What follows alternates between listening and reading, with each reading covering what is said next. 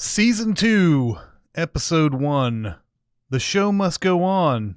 Probably? Welcome to Starting Now, a Barry podcast, presented by Cinemasins.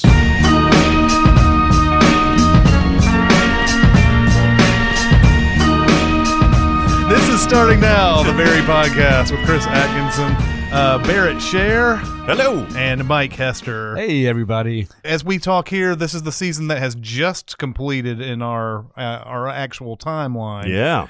Season 2, Episode 1, we were left with the cliffhanger. Well, sort of. It was an ambiguous type of thing, and they consciously made a decision not to tell you what happened with Janice Moss. Right. Mm-hmm. She's either dead or she's not. She's Schrodinger's Moss. She totally is. And I love it. I love it. Like we said in the previous season, when I first watched that, she's totally dead. There's no question about it. But then once you think about it, almost all these deaths, if not every death, is shown on screen, right? Right. The only times that we've been faked out is like when the Russian guy or the Chechen guy is coming at Fuchs with the saw, and you're like, oh, he's dead. It's off screen. But he's not dead, you know? And so once you think about this, and I didn't watch this in real time, but I could see myself like really looking forward to this even more over the break before season 2, thinking like, maybe she's not. Maybe she's not. And it's great the way that they brought that out with the characters, where each one is not really sure. Certainly, Jean is hoping that there is something there. She could be out there. She could be cold or whatever. And that ambiguity, which in the extra parts that Bill Hader was talking about, he said they had all those questions as the screenwriters, and they just they put that into the characters' voices, and I thought that was a pretty good idea, and it works really well. And I'm like you, when I went through the first time, I thought she was dead for sure, but when you go back and rewatch episode 8 of season 1, it is shown from the perspective of Sally in the bedrooms, and all you hear the muffled gunshots, and you see the fire outside, the gunfire outside. I'm not sure if that's how it actually works, but it's kind of like... No. There's definitely like a flash. Yeah, there's like a flash. It's like, do guns do that? I guess they do. But so you only see it from Sally's perspective. So anything could have happened. Yeah. And you can let your imagination run wild at that point. Season 2, Episode 1 starts off with Fuchs back in Cleveland. We actually see... love this. We actually see a guy who we're supposed to think is Barry, but I think we know it's not, like, almost immediately. He's knocking on this old, run-down apartment door. It has, like, a Cleveland Indian sticker that's been there for 20 or 30 years, probably. Yeah, oh, yeah. And I think it's funny. I think it's one of those where it's so worn down that they didn't have to pay any rights, probably. Probably not. To put that logo on there. But it's a good, effective way to show that they're back in Cleveland and everything. The guy opens the door and he's like complaining to the dude about the television, I guess you're doing this to be passive aggressive again or whatever. And the guy keeps like opening it and then kind of closing it and then opening it, and the guy's just standing there waiting for him to face him. He wants him to face him, I guess. And then finally he turns and the guy shoots him, and he goes in. There's another guy in there, and then it's like he holds the gun like right at him, and then just completely misses. Just misses. Yeah. And then gets him a couple shots, and he's dead. He goes to the safe, and the safe doesn't open when he puts the combination in, so then he tries to shoot it. And the bullet ricochets and hits him in the leg. And so this is when it takes us back to Fuchs, who has definitely misled the guy who has started this transaction and everything. He just wants whatever's out of the safe. And Fuchs is like, yeah, well, whoever's in that apartment's dead now. He's like, what? And that dude shows back up with helicopters and cops are all like converging, and then he opens the door and he's like, "You gave us the wrong combination." And the guy's like, "You didn't even get what's out of the safe." And it leads to this madcap craziness where the guy that Fuchs has hired or like has under his wing now just completely gets blown away, and the dude that hired him jumps out the window. This is such a brilliant sequence, and again, this is Hiro Murai, who films the action so kinetically, and I don't know if it's a one shot, but it's very smooth, like following him into the apartment and then showing you the perspective from the shooter, essentially, and then him walking out the door and just getting fucking killed so easily. I mean, this is the cold open. This is before the credits even roll. Yeah, it's so brilliant. This absolutely takes you by surprise. It really shows again how much Fuchs relies on Barry. He's nothing without Barry. He doesn't know how's he going to find somebody else? He doesn't know where to get them. He has this guy he's just found, and he's like assuming in his head everything's going to be fine. He probably is, whoever this guy is, he's probably some ex-military or something, but he's no Barry, obviously. Yeah. And then things just go completely wrong. So for Fuchs, if he wants to do this, he has to have Barry. Mm-hmm. He has to. Mm-hmm. How long has this been? Do we know how long it's been from the end of season 1 until now? I mean, I think it's almost the same, like a couple of months or something. Okay. It's not long. Yeah, it can't be long because the investigation. We get to this later, but the investigation is sort of wrapped up. They're not looking for Janice anymore. Mm-hmm. They've decided not to devote resources to searching the woods for some reason. Yeah. For a detective. Yeah. I don't get that. But convenient. Yeah, it's very convenient. But and also in episode 8, they were rehearsing the show, and now they're about to put on the show. They're doing that front page thing that they were talking about at the very end of season 1, and that. But before we get into them actually rehearsing that and everything, what this leads to for Fuchs is he's arrested, and they're going to try to get some DNA from him, and he stupidly he's like, I'm not going to willingly give you my DNA because I believe in the court system and all that. And then he just touches this Coke can and drinks out of it. And then he's like, I'm not going to give it to you. And then they just go over and pick up the can. You see him in the background, drop it in a bag. Illegal, by the way. Yeah. But again, incredibly well shot. How they got all that. Just the one camera with the focus, another Hiro Murai thing. Yeah. So after this, we do get to Barry and we get to the class, and he is gung-ho. He thinks now that Janice is out of the way, there's no feelings involved here. Gene doesn't, he's not going to mourn this. He's going to want to go back and do his acting class. As he says later, like, teaching is his life, is what Barry says. And he doesn't realize this. And he just thinks, okay, now that I've gotten rid of that loose end, we can just go ahead and do this front page and everybody will be on board with it. But everybody is still kind of like stunned that they all believe that she's dead. And there's this whole thread of like people saying Barry doesn't understand what's going on when he's the only person. Yeah. Who knows? That big thing is that because the investigation is ended, Gene has like had a mental breakdown or something, and the class is just totally affected by that. Boy, they're also affected by Gene. They're just when something happens to him, it happens to all of them, and he has had this mental breakdown, and they can't go on. Nobody else can direct the play. So, but man, Barry wants it to go on. He does, and his character, whatever span of time it's been, has really changed. He's outgoing. He's really, trying to. He actually offers to direct and all that stuff, and like he's really engaged in this process.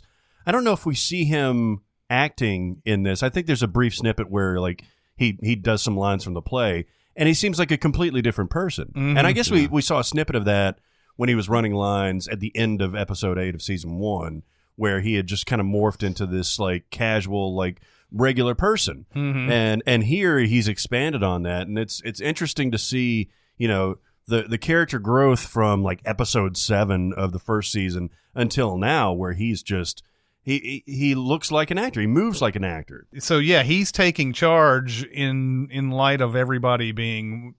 I do like how they keep throwing these little.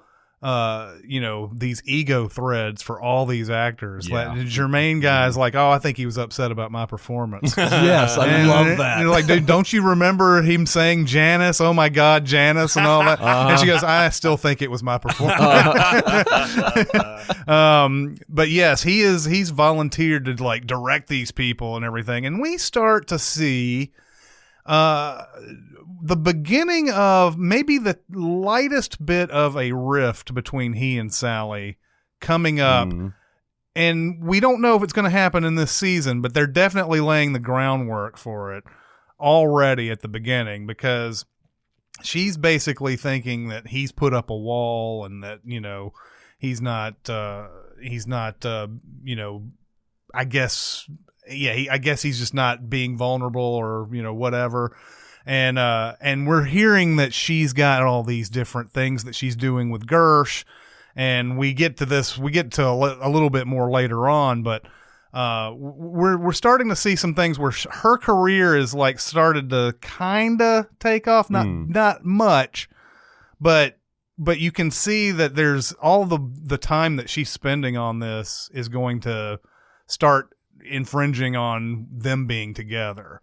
In any meaningful way, and really separating her from the class as well, where now she is actually booking work some, and that comes into play a little bit later on, because no one else is, and she's happy about that, but not thrilled about that. It's almost weird that she's taking the class still, right? Yeah, she's getting management, and she's getting pilots and stuff like that we see in the next episode. Yeah. But why is she still doing this? I guess it's just out of loyalty.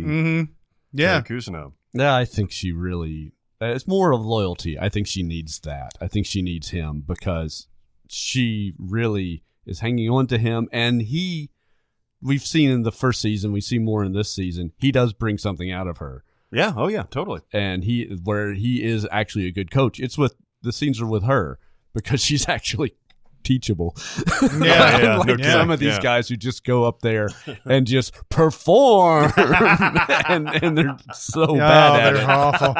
I love watching that shit. I know, it's so good.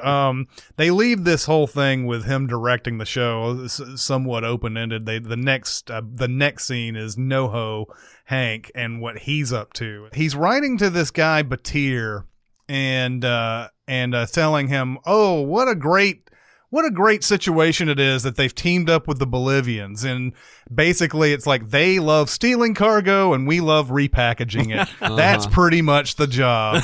And he's going over all this saying, man, we have a great team here. Cristobal is still teaching from all these books and stuff, and they're calling him Tony Robbins and stuff like that. Yeah. And there's like even a scene where he's like basically on a stage in front of this like some sort of thing, and you see NoHo Hank with that mind blown thing. Like it's like this is how you can do stuff with and be nice at the same time and everything. And he even mentions in the letter like we're gonna be better than those Burmese guys, those Burmese gangsters and everything. We're setting this up perfectly. And I love this. I love the way this is done. One of the henchmen comes in and says, yeah, Cristobal wants to talk to you.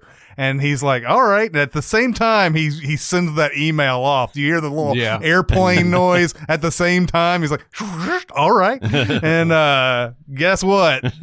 Esther, the head of the Burmese gangsters, is talking to Cristobal and is a big threat to NoHo Hank. Yeah, that's a great character. It's a little bit of a one-note character throughout her arc. But like when you first see her, it's almost like Taylor, right? Like it's what you need. When you first see her, you don't know if it's a male or female, right? And you don't really know what her involvement is. And then her introduction with the knife is crazy. Some of the craziest shit I've ever seen. Yeah, I know. So the idea is that I'm sorry. I'm sorry to cut you off, but they're just like laughing, and NoHo's just like, "Oh, so we're laughing about this. This is okay." There's no blood coming out. Like, how in the world is this even possible? They're just like, yeah. How could we not want this? Yeah. The whole thing is that, and we find out at the very beginning of the next episode the exact method, but really her business is getting people from Burma into this monastery under religious freedom, so no one asks any questions. Yep. She can smuggle guns and drugs and all that through this monastery and naturalize the people that she sent over.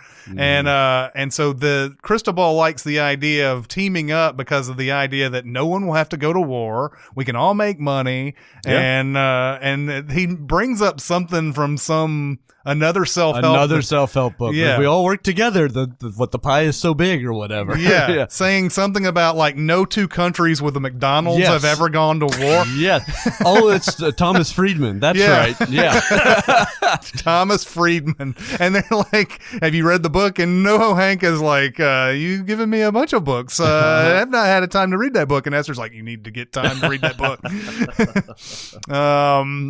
So yeah, they have that set up. And right after that, Batir calls Hank. He calls him and says, you were supposed to kill the Bolivians, not team up with them. So now you're on notice. Mm-hmm. Now, I think the package with the bullet comes in first, then the call. Mm-hmm. They're timing it just like they did with the Bolivians, right? Yeah. Like, I love that bullet idea. Yeah. And so just like in season 1, except this time sent to him, NoHo Hank has a bullet sent to him through a package, and then he gets called and says, you were supposed to kill them, not team up with them. So now NoHo Hank's plot is pretty clear. He doesn't want to tell them that it's Barry because he likes Barry, but he's got this threat that he wants to get out of the way. So he's able to have leverage on Barry, and he's able to maybe get Esther out of the way in all the same. Sure, it makes perfect sense. Deal. If he can tell Barry like, hey, Chechens are coming. They're going to kill you because if I tell them that you're the one that killed Goron, then, if as long as I don't tell them that, why don't you go ahead and kill Esther because she's in the way now and all that. And he tells him in the most hilarious format at Lululemon. Yes. Yeah. Barry has a job now working with, what's her name? Sasha. Yeah. At Lululemon. And he's got this fully realized life. He's got pretty much what he always wanted, right? Mm-hmm. He's doing the acting class. He's starring in the production. He's directing it. And he's got like a day job working at Lululemon that he seems to be good at, right? Mm-hmm. Like he seems to be interacting and everything. And then NoHo Hank comes in with the most absurd fucking wig that you've ever seen in your entire life, and holds loving it too. He's like, it's me, Hank, in a wig. He holds up the women's shorts. Is like, do you have this? Do you have this in size medium? Size medium. Those are women's shorts. Oh, yeah. Oh, it's so great. Well, yeah. But then I love. So then they go into the conversation where he wants them to go and do this hit on Esther, and he says no and calls him a fucking idiot. It makes you wonder if they've had any contact since the events of the last season. I don't probably think so. not. This is no reason. The first time, right? Yeah, there's no reason to have contact up until Hank gets into his situation that he's in. But tells him he's a fucking idiot, and leaves that leaves a thread hanging there. Meanwhile, we're also we go back to the scene of the crime and everything, and Kuznau is really in bad shape. Yeah, in really bad shape. He's as usual. yeah. But I think this time it's for real. Yeah. Like he's this is serious because he's actually contemplating suicide. Yeah. He's got it. Now, it's an interesting thing. They still managed to kind of like find a way to make this, I don't know, amusing in some way. because it's a prop gun from a movie called Flashpoint, and it was given to him by his roommate, Rip Torn. Yeah. Which is awesome. Yeah. Such a fucking small detail. Dropped in there. But he out of has to nowhere. put it in. Yeah. Oh, yeah. In the investigators, we now have a new investigator. Her name is May. Played by a great, I think she's a pretty funny comedian. I think it's Sarah Burns is her name. Sarah Burns has that moment where she's like looking in there and she's like looking at his photos and is like, is this Corbin Burnson? And he goes, no, it's Ronnie Cox. And Ronnie Cox is the guy, the old guy in RoboCop. Wow. I think let me make, it is. It's the main guy. It's the main like boss man in RoboCop. And he has a picture of him up on the mantle. So they've basically told him, look, we don't have any leads. We don't have cell phone records, credit card records, anything. She's just disappeared off the face of the earth. We think she's probably dead. And yet again, Barry is just walked in and he's standing right there getting to hear all of this and knowing that they're not even going to search the woods or anything. So he's kind of They don't even search the woods, right? They don't even search the woods. So that's what they say. We find out later that the car is not that far away. Yeah. So like why Yeah. Just what you were saying, like this is a fucking LAPD detective and you're not gonna like I understand it's vast and everything, but like a perimeter? Really, the only thing that I can think of here is if Loach has already decided in his head, which is not possible because he doesn't have this knowledge yet, by the way. He doesn't get this knowledge until the very end of this episode about Barry. Yeah.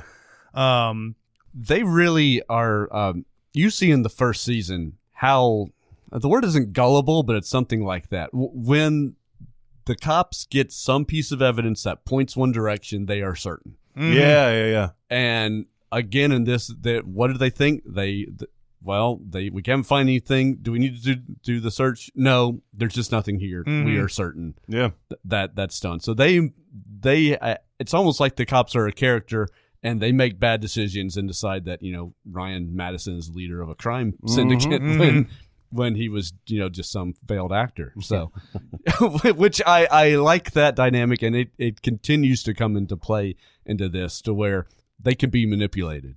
Sure, yeah, and in movies and TV, you're typically seen or shown that the police is dogged and infallible, and they're going to find their man. And in this show, it's like, all right, they're going to find a narrative and they're going to stick with it. Exactly, and it works plot-wise for and that might be more true to life. It may be. I have no clue. Not but all it may CSI, be. like, dude. We solved the case. I'm Yes, just saying. we did. I can see that being a thing though if it's just some rando, but this is one of their detective boss friend. That's the one thing about this that I think is a little bit too yada yada there. Like, well, no need for that, and then just allow the other part of the plot to get them back into this, which is the fact that Fuchs's DNA is now on record, and they found the tooth at the garage where Goron was killed, and this connects so many things, and eventually Loach finds out he's connected to Barry Block, a.k.a. Barry Berkman.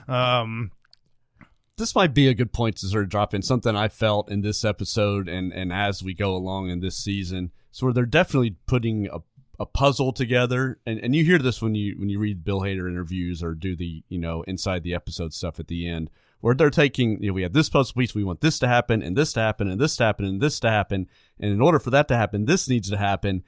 And I think there's maybe more in this season than season one, because I think season one is nearly perfect television. And I love season two, but there are moments like this where it's kind of yada yada, where it's kind of like, well, we need this to happen, so they just didn't search the woods. Yeah. It's like, oh, okay, and we need Barry to hear this, so he just happens to be there while they're talking about it. It'd have been nice. They didn't really have to do much, though, to make this. They could have told them, they could have said, we searched the woods and didn't find it. Right. And Barry just put it in a good place. Yeah. I agree. I just don't know why that's hard. I agree. Like, I mean, just to say that they went out there and they, they did the thing where there's 500 people all walking in a line and all that, doing all that. Well, we just didn't find it. Yeah. Well, while I'm watching this, I'm watching the 3rd season of True Detective, where they just had. I don't know if you guys have seen that. I've seen the first episode of the 3rd season, but I haven't. It was a long time ago. Well, I'm really enjoying it, and then in the first or 2nd episode, they have the main cop is walking through the woods, and they're dozens of people, and they get the entire town to come out and search the woods and all. Mm-hmm. And then I flip over to Barry, and they're like, "It's a dead cop." It's like, whatever. Yeah. Oh well. Yeah. No big deal. Okay. Meanwhile, back at the front page, they're actually somehow Barry's convinced them to even get on stage and do a show in front of people and sell tickets and everything.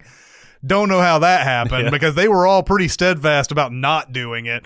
But he's championing it, and he's got the worst speech ever to get them excited.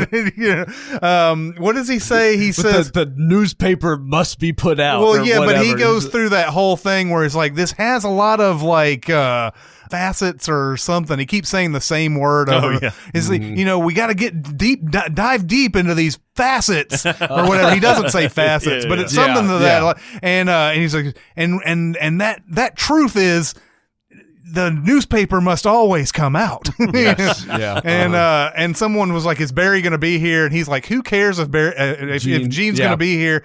And he's like, "Who cares if Gene's going to be here?" And then somebody's like, "Hey, Gene's here." And he's like, "Oh, thank God." But it goes, and they're saying true to his character, where this is something he's never had to do before, and man, is he terrible at it. Mm-hmm. So while he's starting to get some other things down, he might be a little bit better of an actor, and he's certainly more self-assured. He's never had to lead the troops in this way before. So, he even self-admittedly, when he's telling Gene that we tried to do this tried to do a rehearsal without you, it was terrible. Yeah. So he's at least being honest about it. He's not sitting there going, "Oh, that went great." He's not like a NoHo Hank when it comes to this type of stuff. Mm-hmm. But Gene pretty much nixes the show. It, in fact, does nix the show in the best way. Yeah, he's like, "Hi, I'm Gene Cousineau. I can't in good conscience show. I'm going to cancel the show. Can't in good conscience show you guys this tonight. I didn't do anything with it. I can't offer any refunds, but I can give you a voucher for any of the stuff, the merchandise in the store." To his book. Yeah, his book. Or by the way, there's a store in this. Yeah. Gene's ready to call it absolute quits. He gets the class into the auditorium, and he's like, I've had it, and he says, and Barry's still trying to champion it and everything. And Gene says, "All right, why don't you tell your story in Afghanistan? Because me talking about Janice is the exact same thing." And he's about to walk out. Yeah. And that's when Barry goes into his big Afghanistan story. Really important to his development as a killer, obviously. And he tells this story about a guy who's just by himself. And they really just want to scare that guy. But Barry's such a lethal badass, he kills him. And it's not a necessary kill. Right.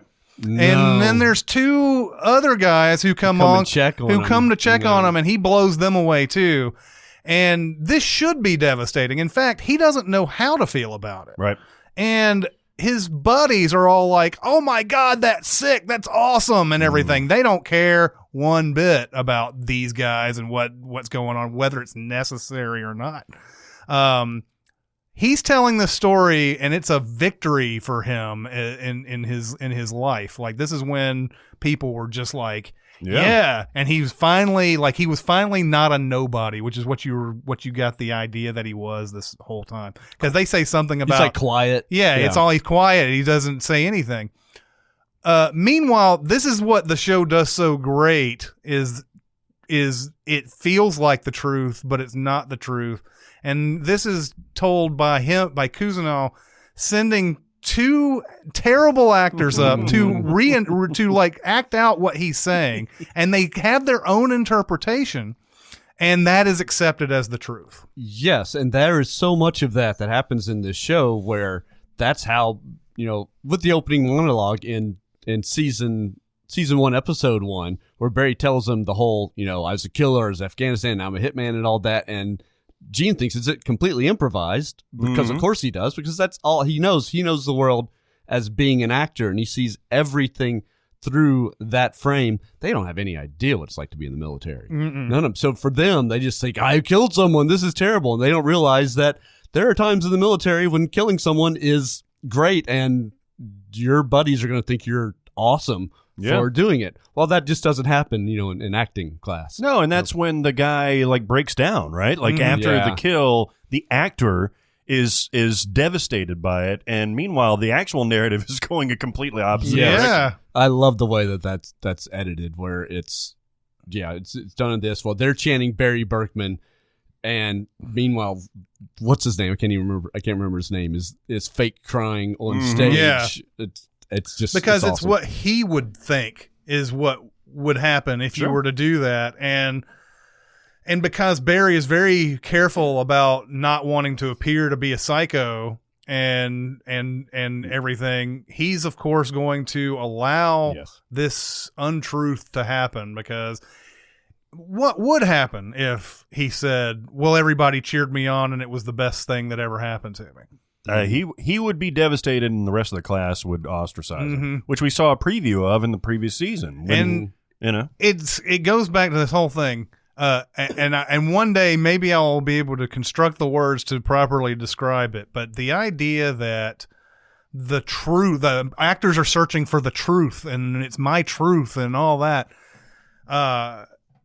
Sometimes the truth is not what you want in these things, especially as a viewer of someone who's watching something. You want to know, you want to say that they have complex emotions about it, and that they felt bad when they did this type of thing. That's what you want in a hero. Yeah. And when the hero actually was rather ambivalent and then thought it was the best thing ever, that truth is no longer anything anybody wants. A lot of time not quite getting to the truth, but getting around it. That's what gets you your $100 million blockbusters. Mm-hmm. Yeah. That's if you want to get the truth, it might be like an indie film or something. Well, that's a thing that they explore in the movie The Player. Richard E. Grant character in The Player is he tells his story of this woman who's going to get gassed and she's innocent and everything. And the guy comes in too late. The gas bombs have already dropped. She's dead. There's not a dry eye in the house. and then they're like, okay, well, we're thinking about Bruce Willis or Julia Roberts. And he's like, no Bruce Willis, no Julia Roberts. This is a real story with real people and all that. And by the end of it, it's Bruce Willis and Julia Roberts are in it. Bruce Willis saves Julia Roberts. All this, and they're like, the Cynthia Stevenson character's like, what happened to the ending? You had the perfect ending, and he goes, the reality is that the test audiences hated that ending, and so that's what you you're sort of getting into here, right? The truth is not always what we really want. I keep thinking of it, and I love that.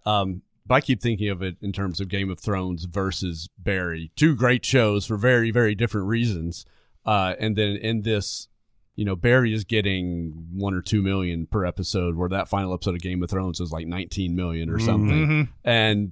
But I don't know if they're not necessarily looking for deep truths in Game of Thrones. Chris, you would be able to speak more on that than I would. I feel like Barry is trying to go to a certain truth with that, and maybe isn't as popular for that reason. I think Game of Thrones is sort of. I mean, it's obviously a different show. I don't necessarily think they're looking for truth. They did.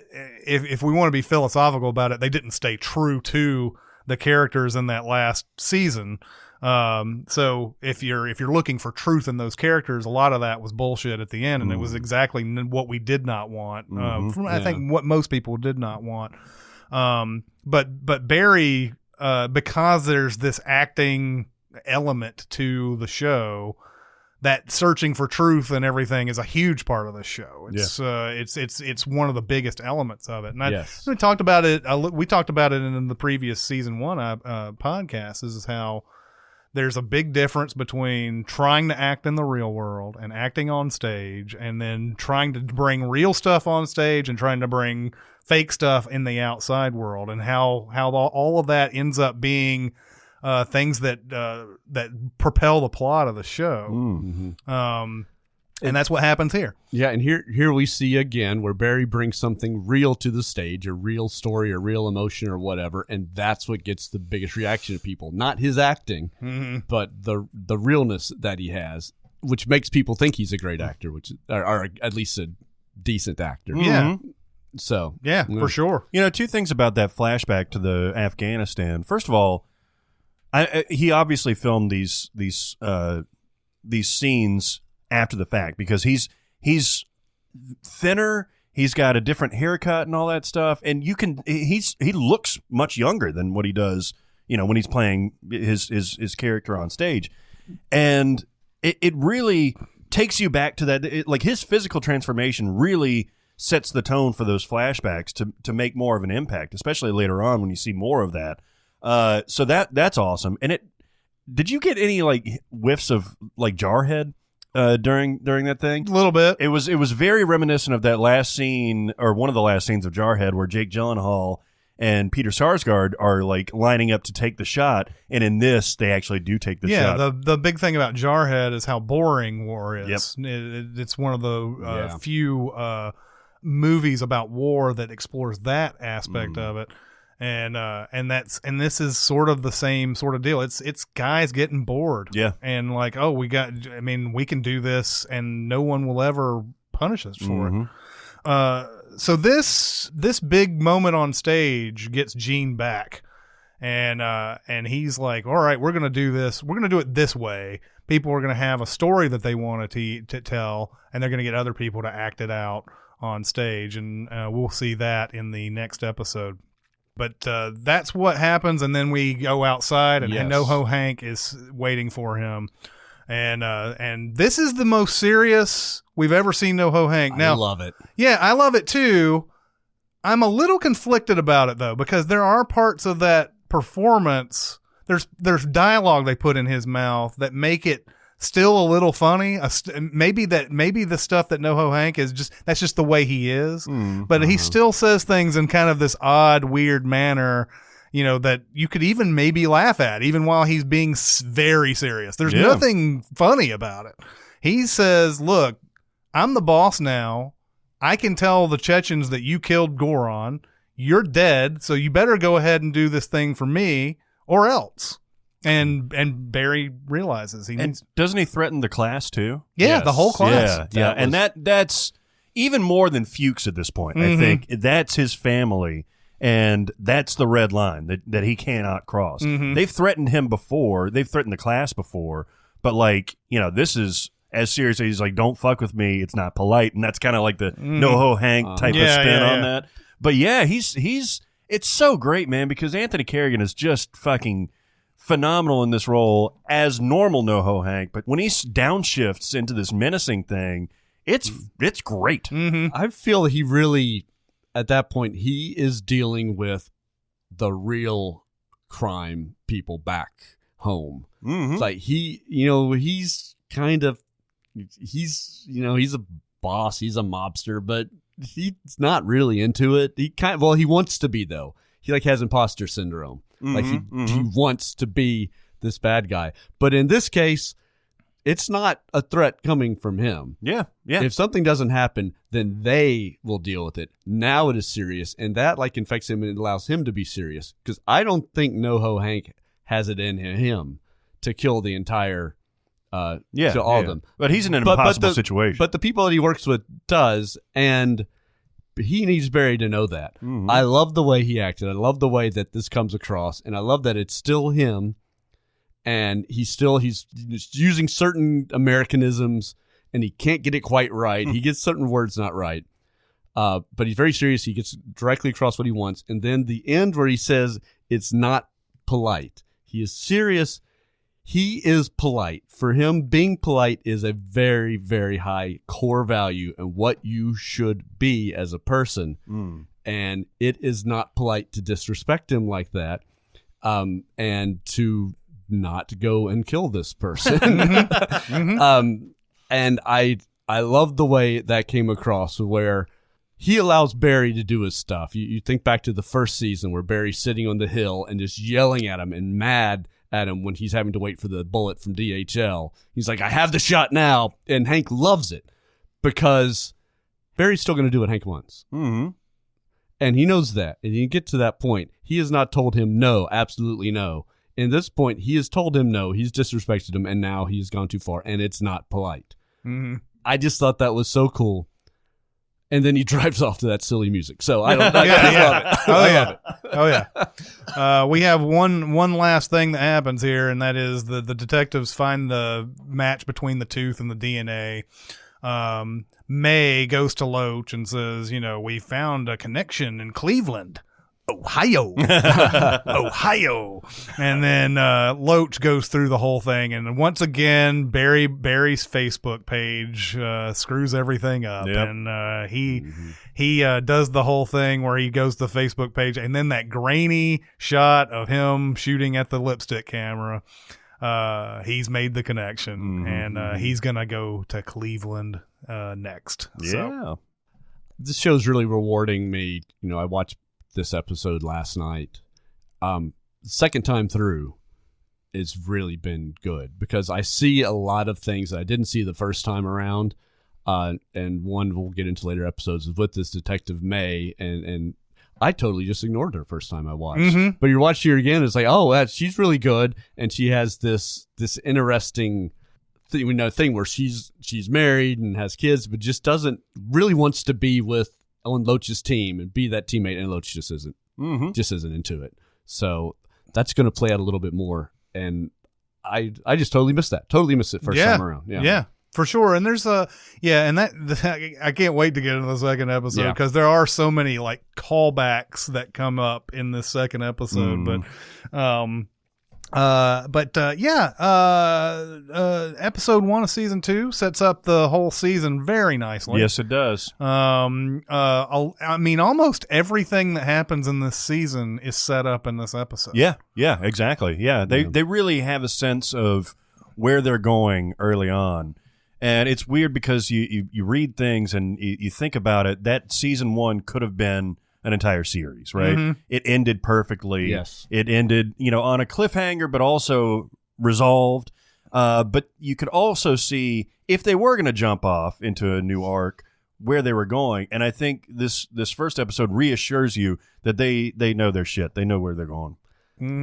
Yeah, I think so. They really, really, I mean, it is, as they've said in a lot of places, this is a screenwriter's show.